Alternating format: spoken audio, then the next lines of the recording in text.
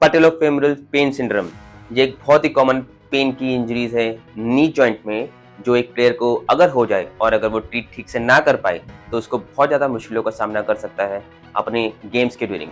कई बार क्या होता है, प्लेयर अपनी ट्रीटमेंट तो ले लेता है लेकिन उसका रिहैबिलिटेशन को अनट्रीटेड छोड़ देता है, उसको प्रॉपर्ली ट्रीटमेंट नहीं ले पाता या रिहैबिलिटेशन फेज को कंप्लीट नहीं कर पाता। उसकी वजह से उसकी परफॉर्मेंस हमेशा डिस्टर्ब रहती है और वो हमेशा इसी चीज़ में खोया रहता है कि क्या मेरा पेन कभी ठीक होगा या नहीं होगा। आज हम बात करेंगे कि अगर नी पेन पैटेलोफेमरल पेन सिंड्रोम की वजह से होता है तो उसको हम कैसे मैनेज कर पाएंगे और उसको कैसे ट्रीटमेंट दे पाएंगे और उसका रिहैबिलिटेशन फेज किस तरीके से बेटर करा पाएंगे। चेक करेंगे हम कैसे करेंगे। पैटेलोफेमरल पेन सिंड्रोम की जो हम बात कर रहे हैं उसमें सबसे पहले हम देखेंगे कि इशू होता क्या है। ये पटला है जो नी के कैप की तरह हम बोलते हैं इसको, और ये ग्लाइड करता है फीमर और टिबिया के बीच में। इसके बीच में कॉन्डाइल जॉइंट होता है और जब हम ये मूव करा रहे हैं तो आप देखेंगे पास ला के दिखाई दे रहा कि पटला बहुत अच्छी तरीके से ग्लाइड कर रहा है ऊपर और नीचे। अब इसमें क्या इश्यू आता है, जब कभी पेन डिक्रीज हो जाता है तो प्लेयर को लगता है कि मैं बहुत अच्छी तरीके से अपनी एक्टिविटीज कर रहा हूँ, लेकिन वो पेन डिक्रीज होने की वजह और कुछ नहीं है, मसल्स की रिलैक्सेशन है। इश्यू क्या आता है, जो इसका पटला है वो या तो लेटरली शिफ्ट रहता है या मिडली शिफ्ट हो जाता है। Reason behind is weakness and tightness of the musculature. Generally होता क्या है, टाइटनेस होती है लेटरल स्ट्रक्चर की, वीकनेस होती है मिडल स्ट्रक्चर्स की, और जो पटला है वो लेटरली डेविएट होता है और इसके बाद जैसे तैसे इसकी मूवमेंट होगी नी की, बेंड करेगा तो यहाँ पे फ्रिक्शन पैदा होगा पैटेला और फेमोरल जंक्शन के बीच में। अब इसमें होगा क्या, जहाँ पे फ्रिक्शन पैदा होने की वजह से आर्थराइटिक चेंजेस आ जाते हैं, जो कि इस एज में बहुत ज़्यादा कॉमन नहीं है, बट जब वो आने लगता है तो उस फ्रिक्शन की वजह से ग्लाइडिंग होती है और उस ग्लाइडिंग की वजह से जो पटला का नीचे वाला एरिया है वो डिस्टर्ब होने लग जाता है, उसकी स्मूथनेस डिस्टर्ब हो जाती है और वो रिड्यूस हो जाता है अपनी फ्लैटनिंग से। अब इसमें करना क्या होता है, हमें जो लेटरल स्ट्रक्चर्स है इसका हमें रिलैक्सेशन या रिलीज या इनको बूस्ट करना है, और जो मिडिल स्ट्रक्चर्स है उसकी हमें स्ट्रेंथनिंग करनी है। मिडिल स्ट्रक्चर में सबसे बड़ा रोल होता है V and O, vastus medius obliquus, और लेटरल स्ट्रक्चर में सबसे बड़ा रोल होता है आईटीबी बैंड का और टेंसर फेशिया लेटा का, जो कि ऊपर से आता है और यहाँ पर आके इंसर्ट हो जाता है। इसके साथ बाइसेप्स फेमोरिस जो हमारे हैमस्ट्रिंग का एक पार्ट होता है वो भी लेटरल पार्ट में ही रहता है, तो ये दोनों की हमें लूसनिंग करनी है और जो मिडिल स्ट्रक्चर्स हैं उसकी हमें स्ट्रेंथनिंग करनी है। साथ ही साथ हमें जॉइंट लाइन को भी इम्प्रूव करना है, क्योंकि जॉइंट लाइन भी डिस्टर्ब हो जाता है जब पैटेलोफेमरल सिंड्रोम हमारा लेटरल साइड की वजह से इम्प्रूव नहीं हो पाता। तो हम सबसे पहले क्या कर रहे हैं, ग्लाइडिंग कर रहे हैं, लेकिन ग्लाइडिंग से पहले हम इसकी मोबिलिटी करेंगे, मोबिलाइजेशन करेंगे। तो सबसे हम पहले क्या इसमें अडॉप्ट कर रहे हैं, Cyriax mobilisation of pre patellar, super patellar and infra patellar tendinopathy के लिए। करना क्या, कुछ भी नहीं, जैसे हम इस पटला की ग्लाइडिंग करेंगे पहले, जैसे लेटरल की जिस साइड मैंने आपको बताया है कि डिस्टर्ब होता है, तो मैं पहले इसको मिडल साइड लेके जाऊंगा और जो पटला के नीचे वाला साइड है इसको मैं रिंग फिंगर से रिलीज करूंगा। कॉर्डल टू सेप्टिक डायरेक्शन रहेगा ये, caudal means towards the brain, septic means towards the feet. इसकी ड्यूरेशन रहेगी 3 to 5 मिनट्स और ऐसे ही मैं बाकी डायरेक्शन के लिए करूंगा। ये मैंने लेटरल साइड के लिए किया। इसको जब हम पास से दिखाएंगे तो आप देखेंगे कि हमने इसको लेटरली ग्लाइड किया और साथ में इसको रिंग फिंगर से सीरियक्स मोबिलिटी करनी स्टार्ट करी, और ये लेटरल टेंडिनोपैथी के लिए हम इसकी इम्प्रूवमेंट कर रहे हैं।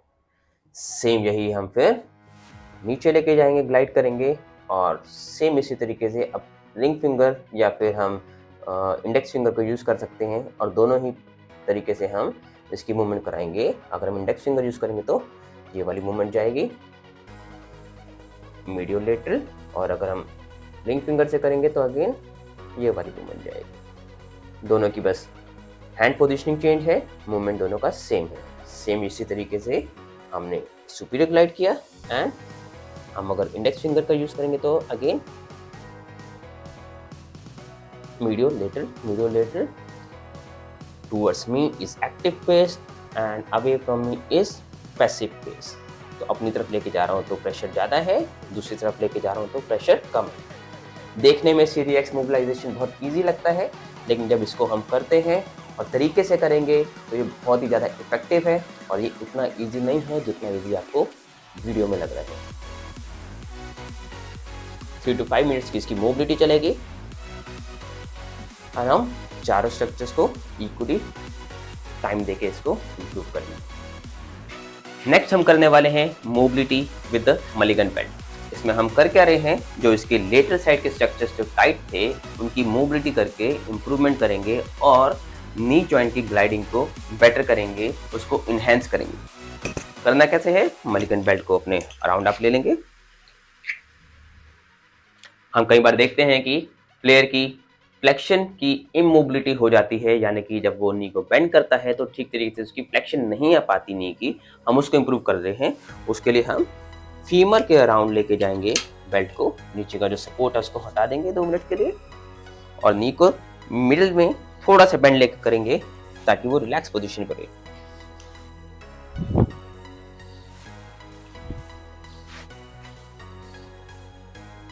आप देख रहे हैं जो टीबिया है उसको मैंने स्टेबलाइज किया है और फीमर को अपनी तरफ एंटीरियर पोस्टीरियरली ग्लाइड कर रहा हूं। अगर आप पास लाके दिखाएंगे तो आपको इजीली पता चलेगा कैसे ये मूवमेंट हो रही है।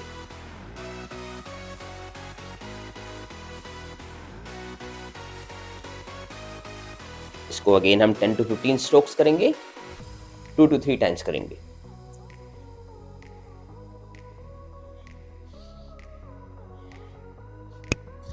जैसे कि हमने बताया था कि ITB की टाइटनेस की वजह से यह इश्यू आता है, तो सबसे पहले हम ITB को रिलीज करेंगे, जिसमें प्लेयर ऐसे साइड लाइन पोजीशन पे आ जाएगा और इसमें अपने ITB को रिलीज करेगा।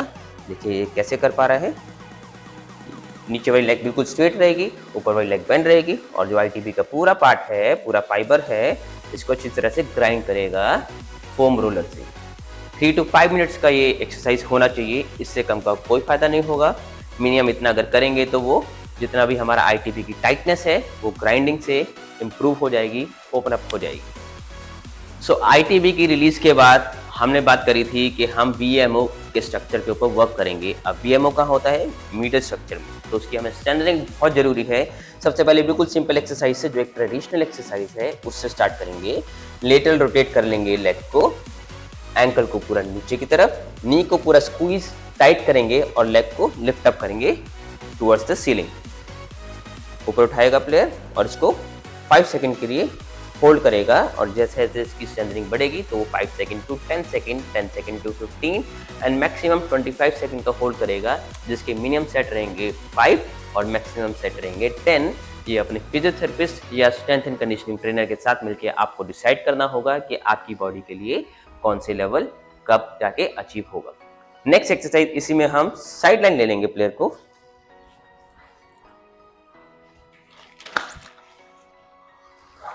थेराबैंड को हम टाई करेंगे। अगेन हम ये एडक्टर्स की और VMO की स्ट्रेंथनिंग की बात कर रहे हैं।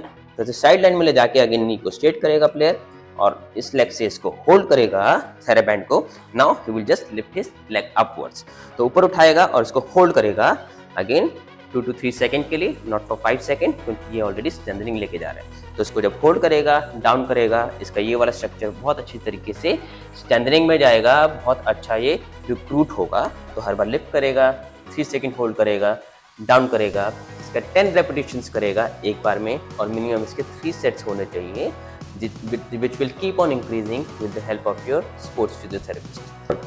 नेक्स्ट हम कराएंगे यूनिलेटरल नी रेजेस या यूनिलेटरल लेग रेजेस, जिसमें नी के बीच में बॉल आएगी, एक लेग पे वेट लगेगा एंड वही लेग हमारा लिफ्ट होगा while squeezing your knee inwardly। तो स्क्वीज कर लिया, अब इस लेग को लिफ्ट करेंगे और होल्ड करेंगे अगेन 2 to 3 सेकंड, 3 सेकंड के बाद डाउन। तो जैसे जैसे करेगा आप चेक करेंगे, अगर पास आके दिखाएंगे आप तो इसका जो मीडल स्ट्रक्चर है वो बहुत अच्छी तरीके से रिक्रूट हो रहा है और इसकी स्ट्रेंथनिंग भी इम्प्रूव हो रही है।